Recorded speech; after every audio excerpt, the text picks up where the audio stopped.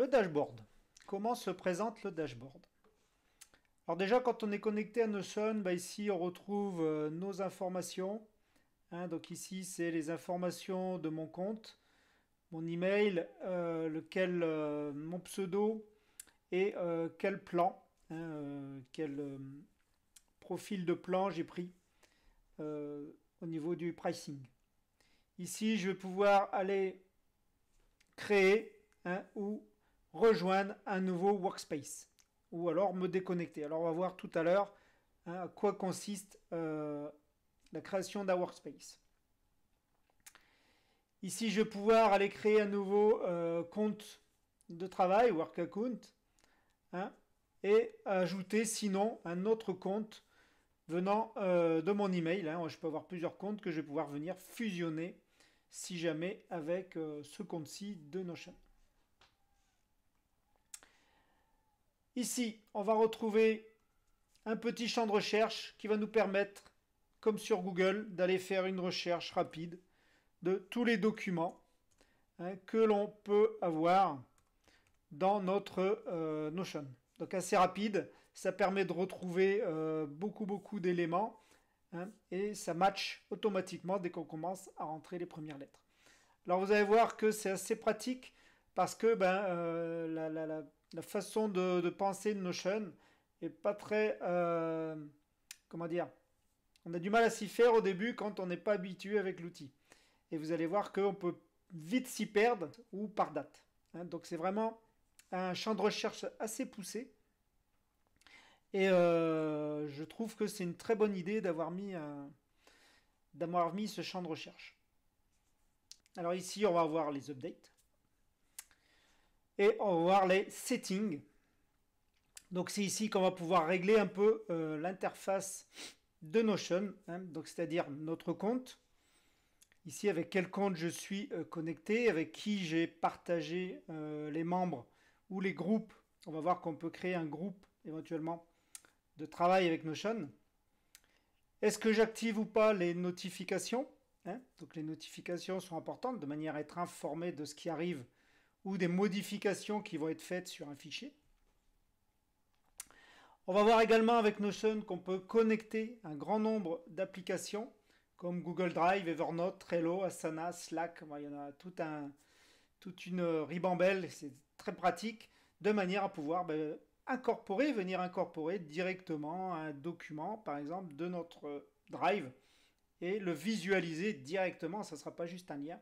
On pourra visualiser un sheet ou un Drive directement, un doc, dans notre page Notion. Ici, on va pouvoir configurer la langue et région. Alors bon, on regrette que pour l'instant, l'interface n'est qu'en anglais. Mais bon, anglais, coréen. On va laisser en anglais parce que je ne maîtrise pas le coréen. Et on vous demande quand est-ce que démarre la semaine. Pour moi, la semaine démarre le lundi. Donc, ça sera le Monday. Alors, c'est bien ça, c'est bien de le paramétrer de manière à, quand vous créez vos tableaux calendar, qui démarrent bien le lundi au niveau du jour. L'apparence, alors ça maintenant on le trouve sur beaucoup d'applications. Moi je trouve ça pas mal de pouvoir avoir une apparence sombre, donc light ou dark. Alors moi j'aime bien, par définition j'aime bien le dark, mais aujourd'hui pour la formation on va laisser en light.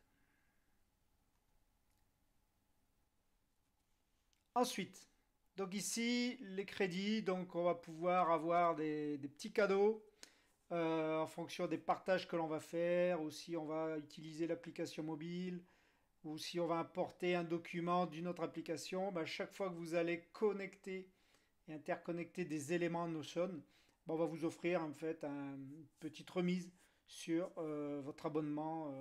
Voilà. Donc ça c'est pas mal, ça permet d'avoir du petit bonus. Et maintenant on va arriver vraiment dans les settings de notre workspace. Donc notre workspace, c'est notre environnement de travail. Et c'est là où on va venir configurer certains éléments de notre Notion. Alors ici, en l'occurrence, le workspace setting, moi ici, mon environnement de travail, je pourrais l'appeler autrement. Voilà. Je pourrais l'appeler comme ça. Vous voyez qu'ici, il a modifié automatiquement l'icône hein, en fonction du nom que j'ai mis dans mon environnement ici. Mais je pourrais aussi bien aller rechercher un icône ou une image hein, que je voudrais récupérer depuis mon comment dire, mon bureau ou alors directement un emoji hein, que je peux venir mettre ici directement.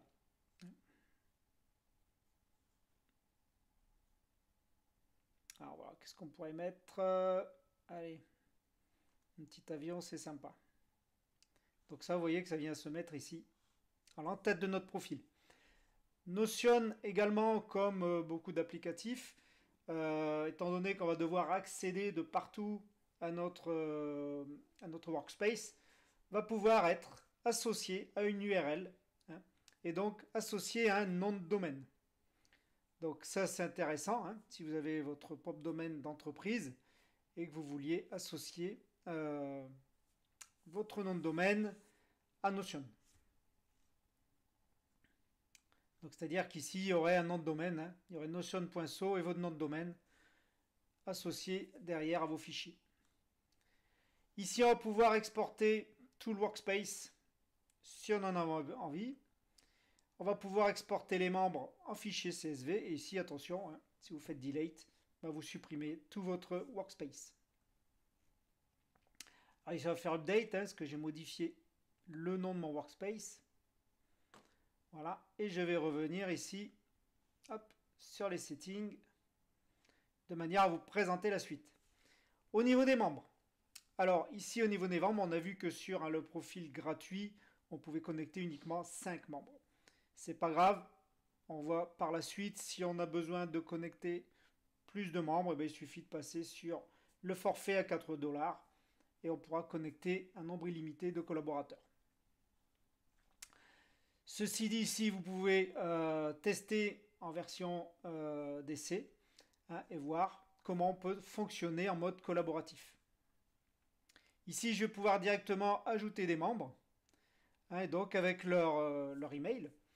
Ils vont recevoir une invitation et ici, je vais surtout hein, pouvoir leur mettre un profil. Donc, en tant qu'administrateur, je vais pouvoir utiliser, modifier des éléments dans le workspace. Par contre, en tant que membre, hein, je vais pouvoir juste modifier les documents que je vais faire dans le workspace ou les modifier. On va voir On va voir aussi qu'on va pouvoir modifier des documents à d'autres personnes et donc donner un profil à ces personnes en lecture ou en modification. Alors, ça c'est pour les membres. Au niveau mise à jour, ici on va pouvoir directement aller choisir le type de profil que l'on veut, hein, le type de plan que l'on voudrait. Ici vous retrouverez vos factures. Et ici, au niveau sécurité, on vous demande de passer en double sécurité si jamais vous passez sur le plan supérieur. Alors voilà pour les settings. Et on va voir de suite comment on démarre dans Notion.